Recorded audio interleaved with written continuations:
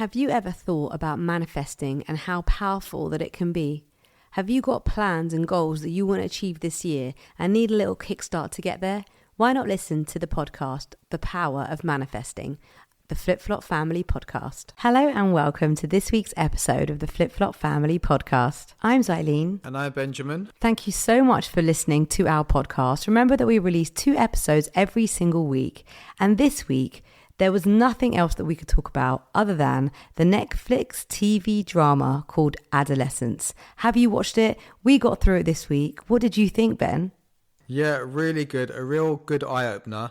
There was quite a lot of hype about it beforehand, so it was interesting to watch it. I think we've done it in about 2 sittings. There's 4 episodes of it. With the great Stephen Graham, he's just a fantastic actor. So yeah, really good. A real eye-opener about social media and you know the role it plays with kids and the impact it has on a lot of people's lives. Yeah, I mean, I found a lot of the scenes pretty scary because I just wasn't prepared. I wasn't in the know about the emojis and the code used to decipher what people are trying to say. I don't know, maybe my head's been in the sand. But interestingly enough, one of the writers, who is also an actor, Stephen Graham, his driving force to actually create this TV drama was around the sudden increase of violent knife crime in Britain. The actual writers of Adolescence, they wanted to look into the eye of male rage and just examine the influence of public figures such as Andrew Tate on boys. So if we talk about public figures and the influence and the impact that they have, it's important that I feel young people do have some good influence in their lives. And I always kind of wonder about Zach and who he looks up to. I know that he watches a very good program in the morning about wildlife that he loves. I don't know the presenter's name, but he seems quite kind of positive and well-spoken, but there'll come a time when he's a bit older when he's going to start to, look up to other figures. So it's important that we kind of keep an eye on that, I guess. Just make sure that he's following the right people, I guess. Yeah, I mean, I guess Zach is quite lucky because he does have an amazing role model in you, like as a father. And no, but it's true though, boys and girls, like they need a good role model as a father, but sadly not everybody has that. And and even if they do, like with, Zach, he's still going to look up to, and Emiliano, they're still going to look up to other role models. And I guess the thing for me is, especially like, for example, like with young Philly, like Emiliano actually worked with young Philly and, it seems like he was doing pretty good things. And then there's all this questionable stuff going on with him at the moment. And then if they do something you don't approve of, your kid needs to have the right values to know that that's not what they should do. Like if you really look up to someone that you think is amazing and then all of a sudden they do something. Like there's been so many people that have come out of the woodwork, like from the 80s. Yeah. Like I used to really look up to Jim will fix it. No more. So Jimmy Savile? Yeah. Because obviously as a kid, I really loved the idea of being a presenter. And I loved the way that he would give kids what they wanted. And I thought that was so cool, making people's dreams come true. And then look what came out about him. Yeah, it's true. Do you know what I mean? True, but this is this many years later. Whereas at that time, like if he did something, would I have been like, oh no, I'm not going to look up to him anymore? I hope I would have been. Yeah. I mean, I kind of think with the rise of social media nowadays and the online, kind of presence, it's not as easy to kind of get away with it like it was back in the day. So obviously people like Jimmy Savile, he didn't have a phone in his face all the time or anything. So I feel like nowadays if presenters wore stepping out of line or being inappropriate, I feel like they'd probably get caught a lot more nowadays. Yeah, no, you're definitely right about that. But I just think, coming back to adolescence and the title of this show, it's such a complex time in a child's life. And, it starts from 10, it can go up to mid-20s. They used to think that it was going to end, it was between 10 and 19. But new sort of research has showed that you can be in the adolescence phase into your mid-20s. And that is such a complex time. But I think for us to be able to talk about this more, we need to know, what is adolescence? It's the phase of life between childhood and adulthood from the ages of 10 up until your 20s. It's a unique stage of human development and an important time for laying the foundations of good health. Adolescents experience rapid physical, cognitive and psychosocial growth. So much is basically happening in that time. In the olden days, when we went through adolescence, I felt like it was a more controlled environment. There was magazines and there was television, but really you was your kind of home foundation, that had more influence on you, I think. Whereas nowadays, kids are going through adolescence and they are exposed to so many things. Like we've talked about hormones in previous podcasts. We've had the rose tinted glasses one about sort of social media, and adolescence is just taking it one step further. You've got these 10 to mid 20-year-olds going through all this stuff, and then they're dealing with all this outside information from social media. Yeah, I think that when we were kids growing up, I feel like it was still hard, at times. Obviously we had to deal with self-esteem issues and body image and stuff like that. But I feel like nowadays with the rise of social media, it's so difficult for kids just to have like a normal kind of upbringing, because they see things online, or they may follow a certain person that always looks really good and has a really good body, and then they almost think that they should have the same type of body as well. And like half these pictures are like airbrushed and photoshopped anyway. So I think it's important that, growing up, they have to understand that life is going to be difficult and they have to be realistic about things. I just think adolescence is such a complicated time, where you mentioned the physical, the cognitive, the psychosocial. So let's break this down further. Within physical development, we've got puberty. That is massive hormonal changes leading to development of some sexual characteristics. They're having to sort of navigate and understand this a bit more. Then you've got the growth spurt. Like Zach, bless him, he's still a bit little, but he's going to hopefully have his growth spurt soon. So he may be going through some sort of insecurities there. Then you've got body composition changes and also skin changes. So you're basically completely changing, and it's difficult for you to understand what you're going through. And then you're on social media and looking at other people and not really realizing, because you maybe don't have that understanding, that you're going through changes and you're not there yet. Right, so cognitive development, it's an abstract thinking, developing the ability to think about hypothetical situations and engage in more complex problem solving. Increased reasoning skills, better at critical thinking, analysis and decision making. Brain development is the prefrontal cortex, responsible for higher level thinking and decision making, continues to develop and mature. So all that is happening in their brain, together with their workload at school, together with the pressures at home, and then, like we've mentioned, all these outside factors like social media. I mean, how on earth are kids really meant to get through adolescence safely? I think it's difficult. I think it is hard, but I feel like as parents, we need to be the ones that we keep an eye on them, and we step in when we need to, and we just kind of educate them really about certain things. Because obviously when you've got social media and you've got Snapchat and you've got all these apps, you're like under pressure to be like, everyone else and post stuff. But it's important that we just educate the kids on what they should post and what's appropriate and what's, not appropriate. And then just make sure that they really understand that. Yeah, I mean, definitely. It's just puzzling for me. Obviously, we've all been through adolescence, but the more I've sort of dug deep into this for today's podcast, it's made me skeptical to think how kids can actually get through it safely. So we've talked about the physical, we've talked about the cognitive. This for me is the biggest one, which is the psychosocial development. Within that, you've got identity formation. Like, who am I? Like, what do I believe? Their kids are starting to explore their values, their beliefs, their future goals. So increased independence, which is, I feel, something that we see a lot with Emiliana at the moment. She's very much trying to do her own thing at times, which is hard to, it's hard to really accept, because she's always been like a bit of a mummy and daddy's girl. But she has her own little, crew and like her own friends now and stuff. So you can see how she likes to do her own thing.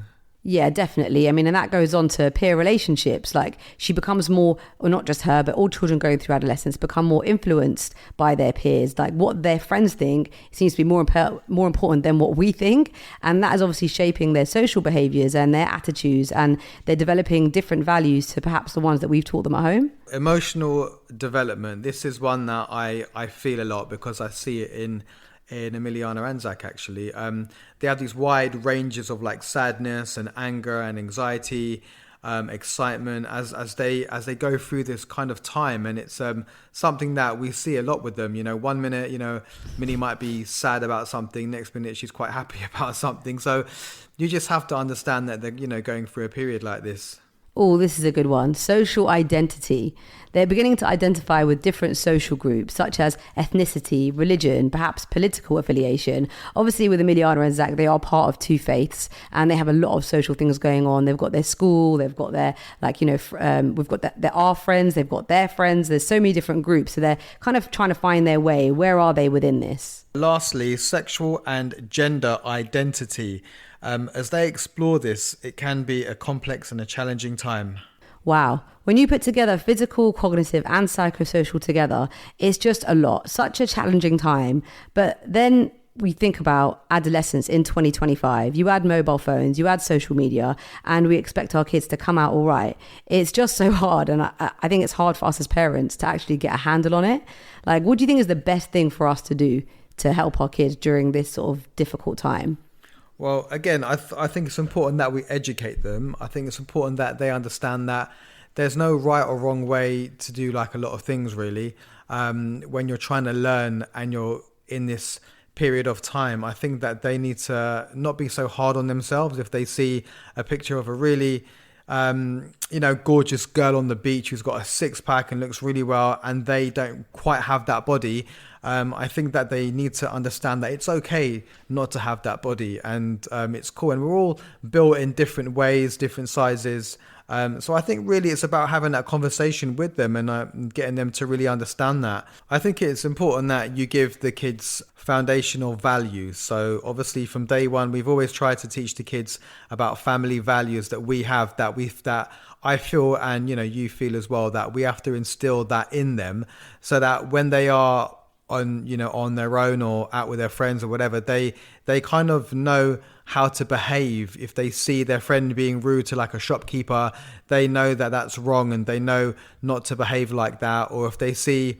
a situation where someone's not being very nice, they understand that that's not how you behave. So I think it's important to teach your kid those foundational values. Yeah, I think you're right. I think those values and principles, and if they know what they're living by, then we can only hope that when they're out there in different scenarios and they're learning from their friends and developing new values, that they sort of maybe reach for their foundations that they already have. So there may be some people listening that have children that have phones, and one of our children does have a phone, and they do send emojis. And normally, like you'd think I think generally emojis are harmless, but what this adolescence TV drama highlighted for us was that their characters were sending emojis that had hidden meanings. I thought, let me ask Emiliana and Zach and see whether they do it at all or if they know of it. And I was trying to explain it and I managed to get to the bottom of it. And Zach was like, yeah, I know what you mean, Mum. So like sometimes I might want to write the poop emoji, but it doesn't mean that I want to do a poo. It might mean like, oh, that's crap, or I'm having a bad day, or oh, first back to school tomorrow, poop, as opposed to meaning you're going for a poo. So that was really innocent, so I like that. And then Emiliana said that the crying face, she uses that a lot, but it doesn't mean that she's crying. Like it's either like, this is so funny, or oh, I'm crying that I've got, again, like a bad day. So I feel like their versions of their emojis are a lot more innocent, and I want to keep it that way. But there are some acronyms, words and emojis that are being used as a code that have hidden meaning, and we don't know them. But I would say, Ben, you're quite street and down with the kids. So I'm going to ask you some and let's see if you can decipher them. Okay. CD9. CD9? Yeah. No idea. It means parents are around. Why is it called CD9? I don't know, babe. I have not looked into why it's actually I didn't look at why. That's just what it is. CD9. Okay, random. Then this one's GNOC. See, now it's like I will never know, because CD9 for me doesn't sound like it should be anything like to do with your parents not being around. So if you say anything now, there's no way of me actually working it out. That's true, but so what was it? No, but I must admit the others are actual acronyms. So GNOC, and I just had a quick look, and CD9 is code 9. GNOC. It is the words getting. No, I don't know. Yeah. Probably where you were going to go with that. Get naked on camera. Oh my God, is that what it is? Yeah, I mean there is some really awful ones which I don't even want to go with, but we'll just do a few. So KPC. No. Keep parents clueless. MOS.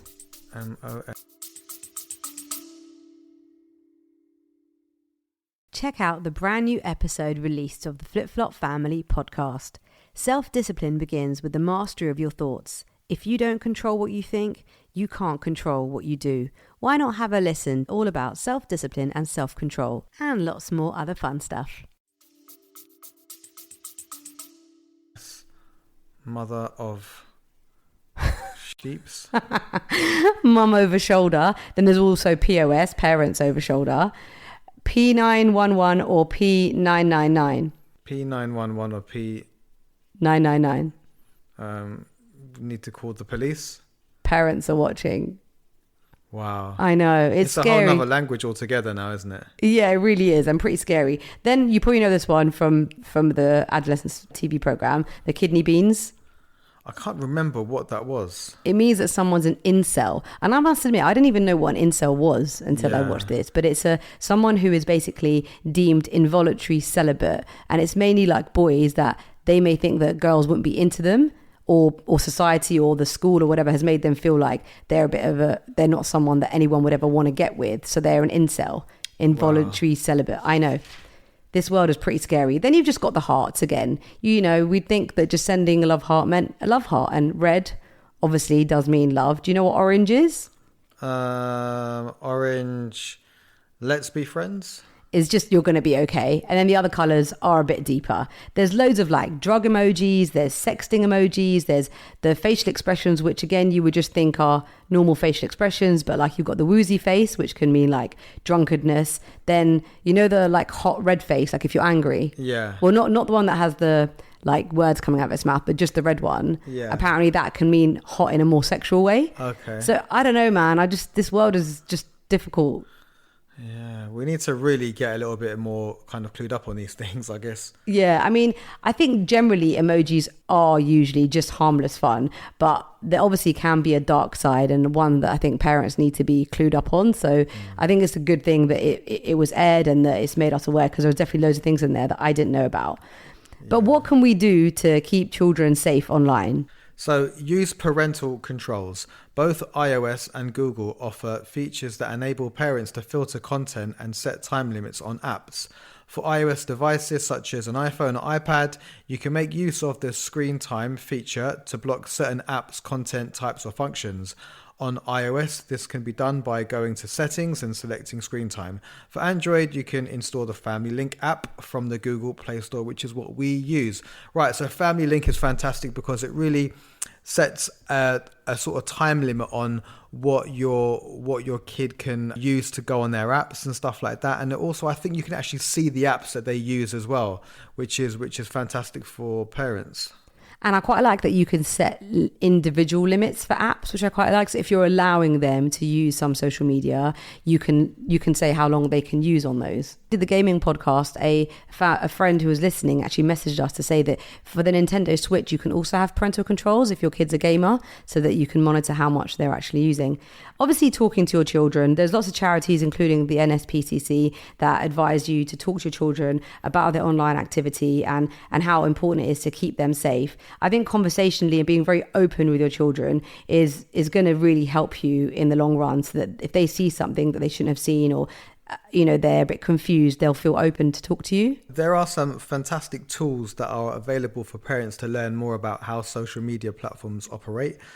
Net Aware, a website run in partnership by the NSPCC and O2, offers information about social media sites, including age requirement guidance. Limit screen time. The World Health Organization recommends parents should limit young children to 60 minutes of screen time every day. I think we limit Emiliana to 30 minutes, don't we? We do, but then because like her school has apps on her phone that she says she needs to use, I don't know if she's just trying it with us, but yeah, she's always asking to like add more time. Yeah, I don't know how I feel about school having to kind of get kids to like use their phone to do like all the homework and stuff, because I feel like you don't really need to do that, Yeah, I agree. It's just like encouraging them like a bit more to use their phones. Yeah.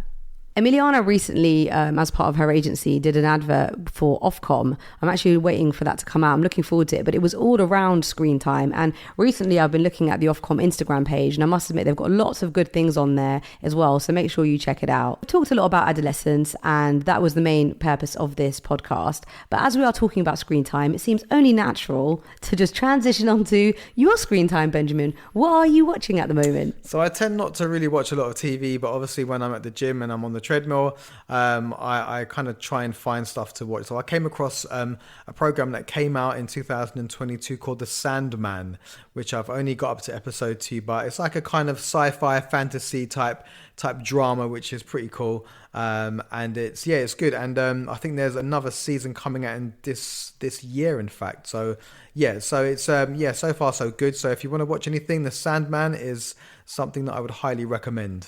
I also love that you can now watch classics in the cinema. Like, what did you watch last night? Yeah, so me and my mate went to go watch Enter the Dragon, which is a 1974 movie by the late, great Bruce Lee, which I'm a big fan of. So it was quite cool to go in the cinema and watch it on the big screen. I'm going to keep an eye on that because I like to go and watch other stuff too as well. I mean, it'd be really cool if they had like stuff like Kickboxer and Bloodsport and all the old school martial arts movie that I love. Yeah, I think View have got a good thing that they're doing there actually, because obviously in those days when those films came out, they didn't have that kind of cinematics and the sound and those really comfy sofas to sit in the cinema. And I was quite surprised because it was like remastered, so it was all like really clear, and the colours were really great, and it was really good to watch. Oh, that's fantastic. And then you went for a cheeky Nando's? Went for a cheeky Nando's after as well, yeah.